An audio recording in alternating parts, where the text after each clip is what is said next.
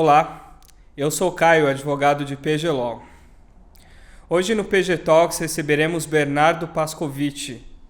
O Bernardo é fundador do IUB, um buscador de investimentos que permite a qualquer pessoa encontrar diversos tipos de investimentos que atendam às suas necessidades e expectativas. O IUB também permite a comparação de produtos financeiros oferecidos por diversos bancos, corretoras, empresas de investimento e outros de forma bem intuitiva. Além de criar o IUB, uma das fintechs pioneiras no mercado brasileiro, o Bernardo também tem um canal próprio no YouTube dedicado à educação financeira. E por isso acreditamos que será muito legal conversarmos com ele nessa série de vídeos do PG Talks sobre fintechs. Bernardo, seja bem-vindo ao PG Talks. Conte um pouco pra gente da sua trajetória. Bom, em primeiro lugar, obrigado pelo convite, obrigado a você, Caio, obrigado ao Carlos, ao PG Law, super legal estar aqui e conversar um pouco sobre a minha trajetória, sobre a nossa convivência, né? A gente estudou juntos na faculdade, Carlos foi meu professor, então uma grande oportunidade. Bom, vamos lá, eu sou advogado também, né? Como eu mencionei, me formei na São Francisco e eu trabalhei durante bastante tempo na área de mercado de capitais, principalmente atuando em emissão de dívidas, constituição de fundos de investimento, operações estruturadas, M&A, etc. Isso lá em 2000 eu entrei no escritório, entrei em outro escritório, vocês não vão me xingar em falar nome de outro escritório não, né? Eu trabalhei 3 anos no Pinheiro Neto.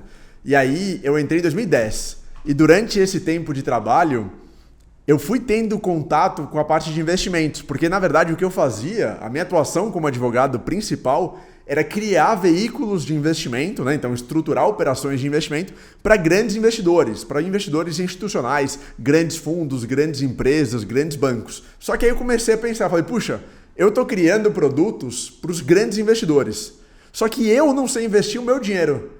Coisa meio doida, né? Eu estou trabalhando para os grandes investidores e fazendo com que eles invistam em produtos e serviços, só que eu não sei investir meu dinheiro. E aí, conversando com amigos, colegas de faculdade, familiares, eu vi que ninguém sabia investir o próprio dinheiro. E não sabe, infelizmente, até hoje, porque a educação financeira no Brasil é muito baixa, né? Então, a minha trajetória foi, ao longo desse trabalho como advogado, perceber que eu gostava muito da parte de investimentos e eu queria fazer alguma coisa nessa área para ajudar as pessoas a investir melhor, para eu investir melhor o meu dinheiro e para ajudar as pessoas nesse investimento. Nesse meio tempo, eu fiz um intercâmbio pela Sanfran, fiz parte da graduação em Londres, na King's College, e lá eu estudei, eu quis sair do direito, então eu quis abrir a cabeça, então eu estudei empreendedorismo, finanças internacionais, economia e administração. Isso foi em 2011. Então, em Londres, eu brinco que eu me descobri, porque eu não era muito feliz assim na advocacia. E aí, em Londres, eu me descobri e falei, puxa, eu gosto do direito, porque o direito me traz realmente ferramentas, conhecimentos que eu uso até hoje, mas por meio do empreendedorismo, eu posso aplicar o direito, posso aplicar a inovação e posso aplicar justamente esse conhecimento de investimentos que eu estou adquirindo como advogado. Na verdade, naquela época eu era estagiário ainda no escritório, mas eu vou poder aplicar tudo o que eu estou aprendendo sobre investimentos na prática de forma inovadora com uma empresa, com uma startup. Então, longa história, curtíssima, é um pouco essa a minha trajetória. Eu saí do escritório em 2014, eu cheguei a criar uma área, foi a primeira área de um grande escritório do Brasil, uma área focada em startups, assessoria jurídica para startups e fundos VC, né, de Venture Capital. Foi uma área que os sócios apoiaram, foi super legal, mas ainda não era passar para o outro lado, eu queria passar para o outro lado, eu queria empreender realmente. E aí eu saí finalmente em 2014, criei o IUB em 2014 para 2015, aí, enfim, uma jornada super longa, muito legal, com muitas angústias, muitas dificuldades, mas a empresa tem crescido super bem ano após ano.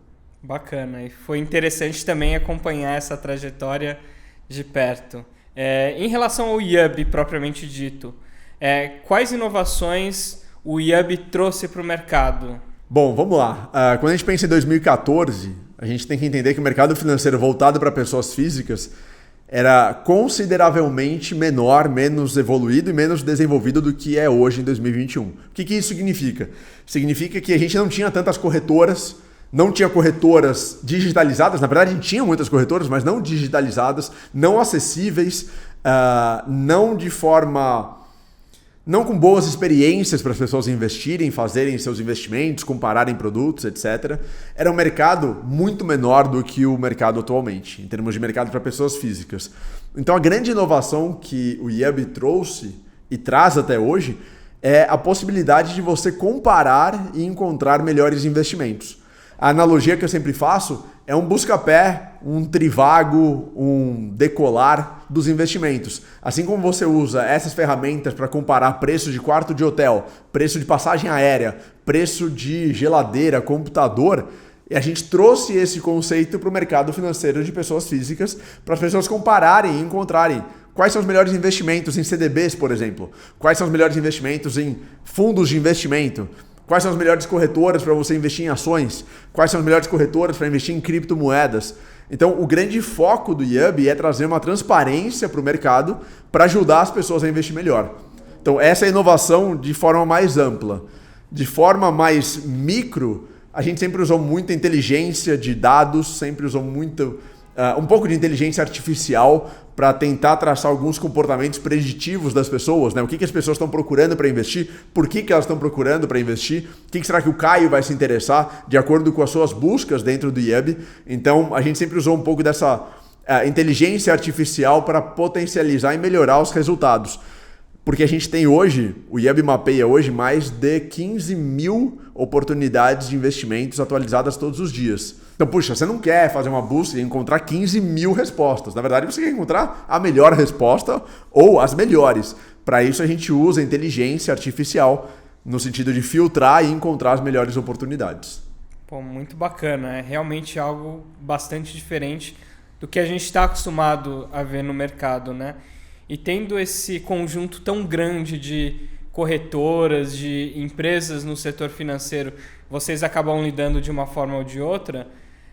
Como que é a relação que o Yubi tem com essas empresas e de que forma isso impacta a visão, talvez, global que vocês têm do mercado?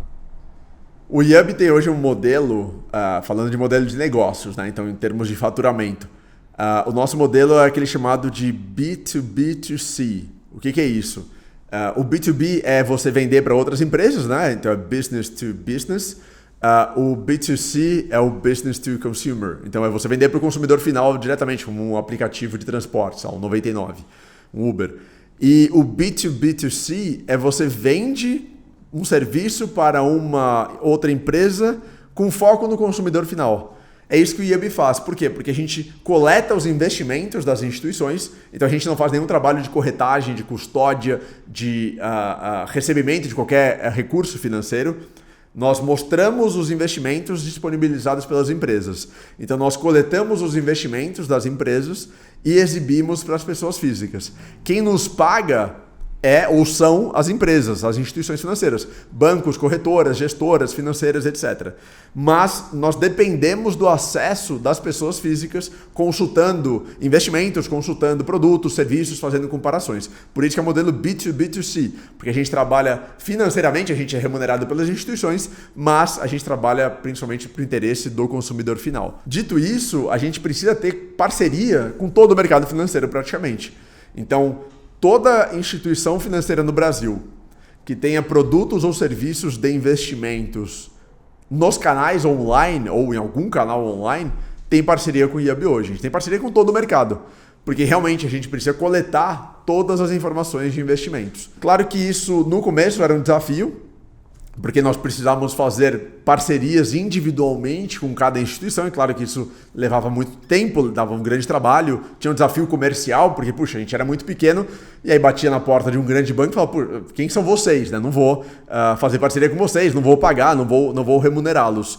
Com o tempo e com o tamanho que o Yubi adquiriu hoje, como o principal e maior buscador de investimentos do Brasil, é muito legal, porque hoje as empresas batem na nossa porta e elas querem fazer parceria. Então a gente nem precisa ir atrás. Quando surge uma nova empresa, surge uma nova instituição e essas corretoras e bancos digitais surgem quase toda semana, quase todo mês, eles já nos procuram para fazer algum tipo de parceria. Então esse é o primeiro ponto. O segundo ponto é a questão da imparcialidade. A gente é remunerado de novo pela instituição, só que a gente tem que ser muito imparcial no sentido de sempre mostrar o melhor investimento para o usuário. Quando você acessa o site do Buscapé, Você entende que existem alguns produtos patrocinados, mas você quer receber e quer encontrar o preço mais barato do computador, da geladeira, da televisão, etc. A mesma coisa da passagem aérea, a mesma coisa do quarto de hotel. Se você abrir o Decolar, o Skyscanner, e eles não mostrarem... se eles não mostrarem as passagens aéreas mais baratas, você vai parar de usar aquele produto, aquele serviço. Então, nosso compromisso sempre é com a imparcialidade e com a geração de valor para o usuário final, que é o investidor. Tá? E claro que isso às vezes traz algumas dificuldades, né, com empresas em termos de negociação. A gente já recebeu, acho que eu nunca falei isso publicamente, inclusive, mas a gente já recebeu pedidos de empresas querendo prejudicar outras, mostrar com algum tipo de destaque menor no buscador, nos resultados, para que ela fosse beneficiada. A gente já recebeu pedidos de empresas querendo fazer anúncios contra outras empresas dentro do próprio IAB, e claro que nada disso é permitido, a gente nunca aceitou nenhum e nunca vai aceitar, porque o nosso compromisso é sempre com o investidor, para que ele tenha acesso às informações, aos melhores investimentos e possa tomar as melhores decisões com relação ao seu dinheiro. Muito legal. E é legal que essa abrangência também faz com que você acabe tendo um relacionamento com todo mundo do mercado e, por conseguinte, também consiga olhar o mercado de uma maneira mais ampla do que os próprios atores, talvez fragmentados e talvez segmentados. Sobre isso, só te complementando, o IAB hoje tem informações sobre o mercado que nem a B3, por exemplo, tem, nem a Ambima, nem o Banco Central, nem a CVM, por exemplo. O IAB tem hoje cerca de 8 milhões de buscas de investimentos por mês. É muita coisa. Então a gente sabe o que as pessoas estão procurando para investir, em quais ativos elas estão interessadas, ou por quais ativos elas estão se interessando, qual o valor de investimento que está sendo mais buscado, por quanto tempo, quais características, são investimentos pré-fixados, pós-fixados, quais tipos de fundos de investimento, de ações. Então, esse conjunto de informações o mercado não tem acesso. Só a gente tem. Nem o Google tem essas informações, porque ninguém abre o Google e escreve investir R$5.000 por 12 meses em CDB com liquidez diária. Não existe esse comportamento, ninguém abre e faz essa pesquisa. No Facebook não tem um campo assim também. Então, a gente tem informações e nós temos uma inteligência muito única. E aí, claro que nós fazemos parcerias com B3, com corretoras, com CVM, muitas vezes, para compartilhar essas informações e levar essas informações para o mercado, para que essas instituições sejam mais eficientes na sua atuação, para que as próprias corretoras e os bancos sejam mais eficientes na criação e distribuição de produtos de investimento com base no que está sendo procurado. No final, é como se fosse uma grande ferramenta de inteligência para as instituições serem mais eficientes. Legal, isso é muito importante. Isso leva a gente para a próxima pergunta também, com base justamente nessa inteligência adquirida, nessa visão global do mercado e nessa quantidade e qualidade de dados que você tem, e até ressaltando sua experiência também na Associação Brasileira de Fintechs. Na sua opinião, Bernardo, o que seria a nova ou as novas fronteiras tecnológicas das fintechs aqui no Brasil, das empresas financeiras que utilizam de tecnologia intensiva no oferecimento e no desenvolvimento de produtos e serviços financeiros? Essa pergunta é bem interessante e ela muda constantemente, né? Porque é um mercado de rápida evolução e em rápido desenvolvimento.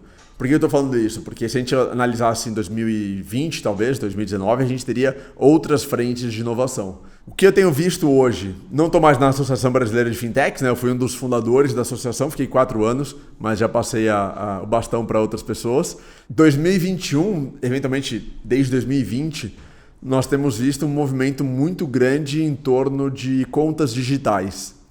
Se você reparar, se você perceber, diversos serviços que aparentemente não tinham nada a ver com transações financeiras, nada a ver com fintechs, desenvolveram e têm desenvolvido suas contas digitais, seus sistemas de pagamento. Para nomear algumas, né, dar alguns nomes aos bois. 99 era um serviço essencialmente de transporte, né, de chamar um carro. Percebeu-se que existia um fluxo financeiro gigantesco lá dentro, justamente nos pagamentos online feitos pela própria plataforma, e aí criaram 99Pay. Rappi é a mesma coisa. Rappi é um serviço essencialmente de pedir delivery e várias outras coisas, né? E evoluíram também para um Rappi Pay porque existe um volume gigantesco transacionado constantemente. E nós temos visto várias empresas criando suas próprias contas digitais. Esse, para mim, é um movimento que tem acontecido e tomado grande força em 2021. Porque, essencialmente, em última instância, se você tem o dinheiro do cliente, não no sentido pejorativo de dominar o dinheiro, não, mas se você faz algum tipo de transação, se você tem algum tipo de custódia, você realmente consegue gerar mais valor para esse cliente. Então é claro que a 99pay, tendo o saldo dos seus clientes lá dentro, ela consegue eventualmente oferecer benefícios, fidelidade, descontos. Então é interessante para a instituição, para a empresa ter esse saldo e ter essa transação, e para o cliente também, porque a partir do momento que ele confia na empresa, ele consegue transacionar de uma forma muito mais fácil, muito mais rápida, muito melhor. Então a primeira grande fronteira em tecnologia financeira atualmente no Brasil, eu vejo a área de contas de pagamento e contas digitais de forma geral. Uma segunda fronteira relacionada, de certa forma, a essa, são os bancos digitais. A gente tem visto também uma explosão de bancos digitais. Bancos, instituições financeiras que já são bancos tradicionais, criando seus braços digitais, fintechs querendo se tornar bancos, financeiras se tornando bancos, empresas de investimento se tornando bancos. Então essa fronteira do banco digital, que está muito relacionada à ideia de ter uma conta digital e poder oferecer mais produtos e serviços financeiros para o seu cliente, também tem crescido fortemente. Em muitos casos, inclusive, a gente vê primeiro o desenvolvimento da conta digital ou uma conta de pagamento, porque juridicamente é muito mais fácil, né, do que você desenvolver uma operação bancária, e num segundo momento desenvolvendo o banco. Essa é uma segunda fronteira de muita força. Aí uma terceira fronteira, eu juntaria dentro dessa caixinha as soluções de investimentos, as soluções de seguros e soluções de meios de pagamento de forma geral.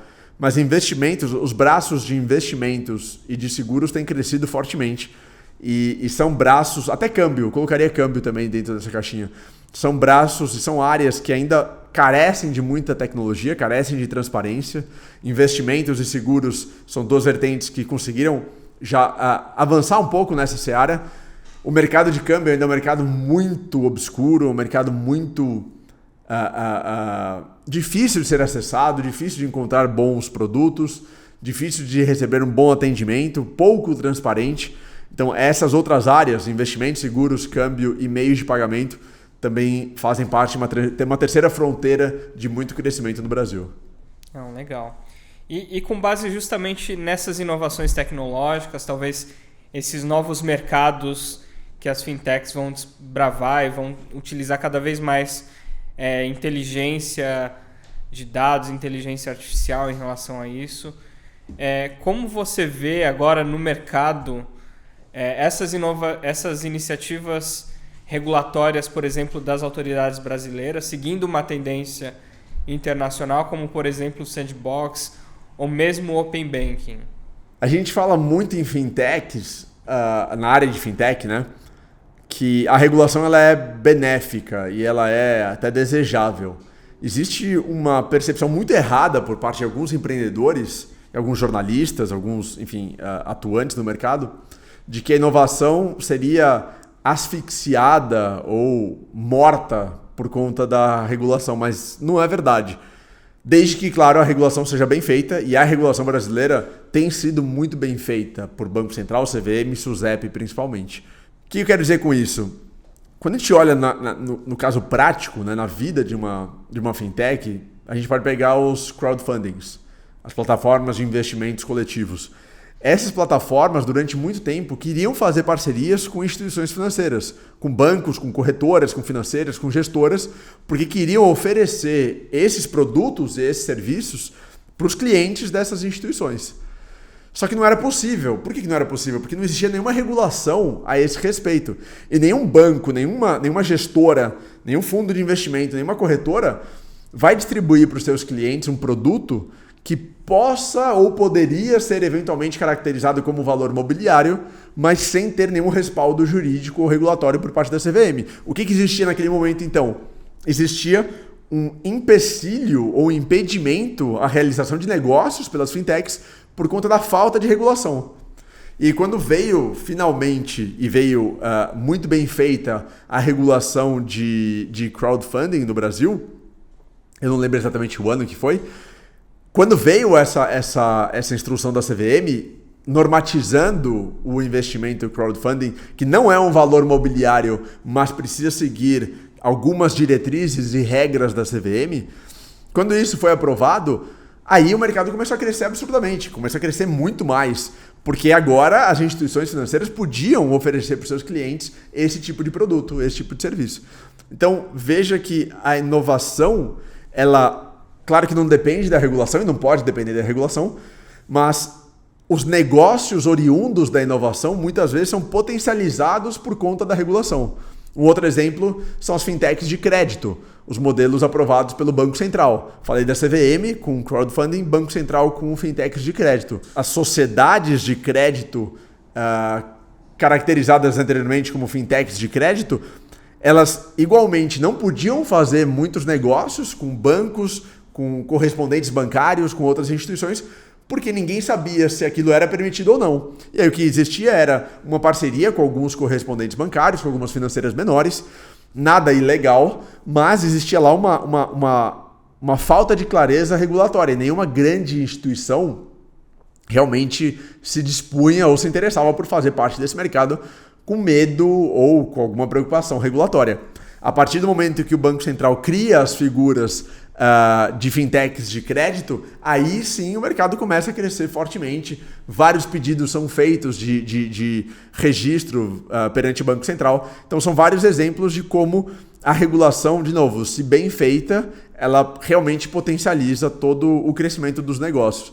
E aí o Sandbox é um exemplo muito bom, né? O Sandbox é aquela possibilidade de desenvolver uma inovação às margens da regulação, né? Então sem estar dentro ou sem atuar ou cumprir todos os requisitos regulatórios, mas com autorização e supervisão do regulador. Então o regulador basicamente fala, olha, eu vou deixar você não cumprir todos os meus requisitos regulatórios, desde que eu possa te acompanhar e possa monitorar a sua atividade.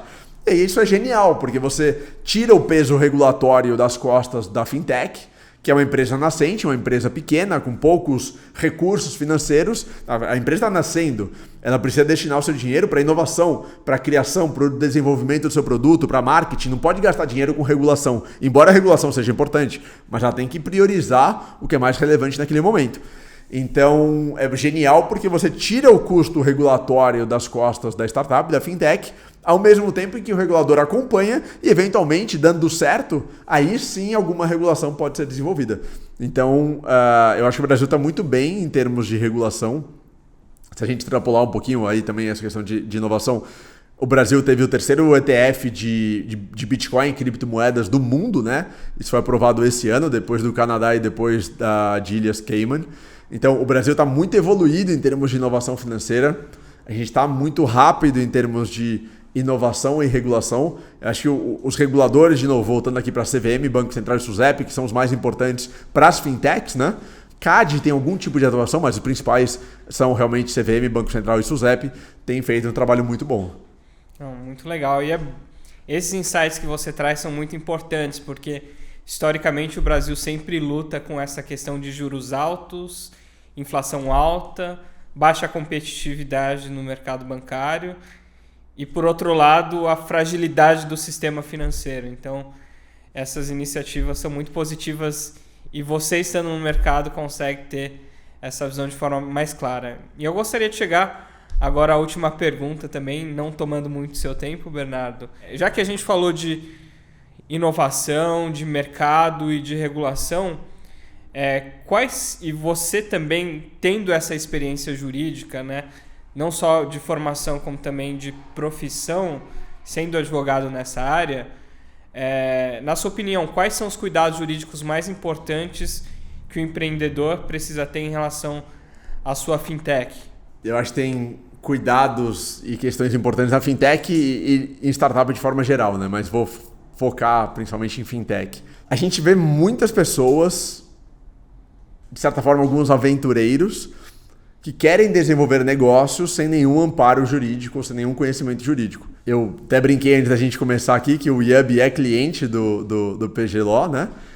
Mas assim, eu nunca contratei advogado para praticamente nada porque eu tenho o meu conhecimento, tenho minha experiência e atualmente eu contrato, né, por questão de tempo, mas eu consegui criar toda a jornada do Yubi porque, como eu comentei no começo da nossa conversa, eu venho dessa área, né? Então eu criava fundos de investimento, eu criava emissões ou fazia emissões de valores imobiliários, eu constituía empresas, eu participava de M&As, então eu sabia muito o que eu deveria fazer em termos jurídicos, desde as coisas mais simples do tipo registrar uma marca, até questões mais complexas de, olha, essa minha atuação do Yubi é permitida, essa atuação não é permitida pela CVM. Isso caracteriza como eventualmente uma indicação e uma recomendação de investimento, e eu não posso fazer porque eu não sou certificado, credenciado, registrado em qualquer uma das figuras perante a CVM, né, de consultor, analista, etc. Mas esses outros comportamentos eu posso ter porque eu entendo o mercado, eu sei, né, entender esse mercado e o que eu posso não posso fazer. Eu acho que o meu conhecimento jurídico, minha formação, minha atuação profissional sempre foi muito importante nesse sentido. Agora, quem não tem essa experiência, definitivamente precisa de uma assessoria jurídica. E eu vejo muitas pessoas indo sem assessoria jurídica, de novo, focando aqui na fintech, né? Não na área de startup, porque em startup precisa ainda mais para questões de sócios, contratos de investimento, contratos de acionistas e de cotistas, etc. Mas, pensando em fintech especificamente, eu já vi muitas pessoas quererem desenvolver atividades que são expressamente proibidas ou expressamente sujeitas a algum credenciamento, alguma autorização, algum registro junto ao regulador. E é muito ruim, porque é ruim para a empresa, porque o empreendedor gasta dinheiro, gasta tempo, gasta energia fazendo algo que não pode, ou que não está sendo feito da forma correta.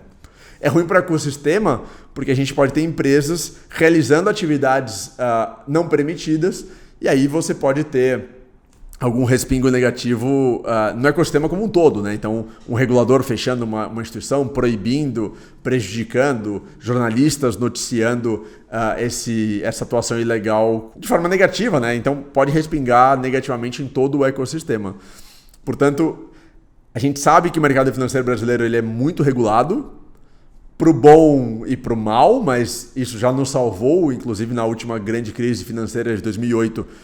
Muitos atribuem impactos não tão profundos na economia brasileira, ou pelo menos no mercado financeiro, no sistema financeiro brasileiro, à regulação existente, às instituições reguladoras e autorreguladoras. Então, para o bom e também para o mal, no sentido de algumas vezes frear ou impossibilitar alguma atuação, que, como nós dissemos, já existem ferramentas como Sandbox ou mesmo uma regulação cada vez mais inovadora. Mas a minha percepção é basicamente essa.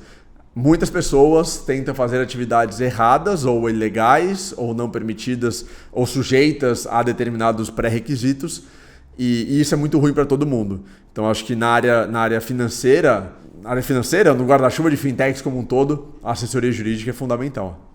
Bernardo, muito obrigado, viu? Acho que foi bem instrutivo, principalmente esse último ponto, acredito que foi bastante elucidador, porque o setor financeiro, por ser muito regulado, é muito passível de tomadas de decisões empresariais que acabem justamente violando essa regulação, violando as normas. Muitas vezes a gente vai ter implicações criminais em relação a isso. A gente sabe que as leis criminais aplicáveis ao sistema financeiro, as leis penais, elas podem ser abertas. Então, é muito bom ver que você teve esse tipo de cuidado e que você também incentiva outros empreendedores na mesma área, no mesmo setor de negócios a também terem. Tem só um exemplo que você mencionou, que eu acabei de lembrar. Em 2010, foi 2009, 2010, tinha um peer-to-peer no Brasil. Agora não me lembro o nome exatamente, mas foi um primeiro peer-to-peer no Brasil. E peer-to-peer é atividade de crédito entre pessoas que não tinha sido regulada ou permitida pelo Banco Central até recentemente. E essa fintech, super inovadora, super moderna, trazendo conceitos estrangeiros para o Brasil, ela foi fechada e processada criminalmente pelo Banco Central, pelo Ministério Público Federal e pela Polícia Federal. E essa mesma atividade peer-to-peer, 10 anos depois, foi autorizada, regulada e permitida pelo Banco Central, claro, atendendo a determinados requisitos e algumas normas. Então é exatamente isso. Você pode, inclusive, cometer ilícitos penais quando existem outros caminhos. De novo, voltando para o sandbox, para você conversar com o regulador, com a entidade reguladora, para explicar sobre sua inovação. Hoje o Brasil e os reguladores são muito mais abertos à inovação e a novas ideias que, como você também falou, contribuam para a redução da taxa de juros, do spread bancário, controle inflacionário, aumento da competitividade no setor financeiro de forma geral, empoderamento, inclusão bancária. Então, a gente está numa situação muito favorável a inovações. Faz muito sentido você não cometer, nunca fez sentido cometer ilícito penal, né?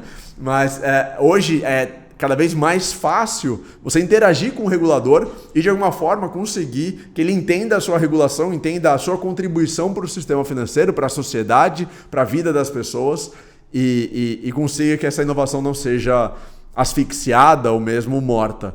Eu gosto muito desse exemplo dessa fintech, lá, esse primeiro peer-to-peer, porque é muito emblemático, como depois de 10 anos, o mesmo Banco Central que processou criminalmente com Polícia Federal e Ministério Público Federal aprovou e regulou esse mercado do peer-to-peer. É muito importante esse insight seu também, né? O quão importante é a boa comunicação. E essa comunicação ela pode se dar tanto em nível de regulador, quanto também em nível de ecossistema, né? Quando as empresas do ecossistema se conversam de uma forma legítima, né, por meio das associações, isso pode ser bastante útil para o desenvolvimento dos negócios. Bernardo, muito obrigado pela participação de hoje no PG Talks e esperamos ter você em uma próxima oportunidade no futuro. Eu que agradeço, Caio, obrigado pelo convite, agradeço ao PG Law, agradeço ao Carlos pela oportunidade, contem comigo e parabéns pelo trabalho de vocês. Acho fundamental trazer mais discussão para o meio jurídico e trazer mais conhecimento para as pessoas de forma geral. Se você gostou do conteúdo dessa semana, não deixe de nos seguir nas nossas redes sociais. No Facebook, no LinkedIn e no YouTube por PG Law, PGLAW. Caso tenha alguma dúvida ou sugestão, poderá nos contatar tanto por meio dessas redes sociais, quanto por meio do e-mail info@pglaw.com.br. Muito obrigado e até a próxima semana.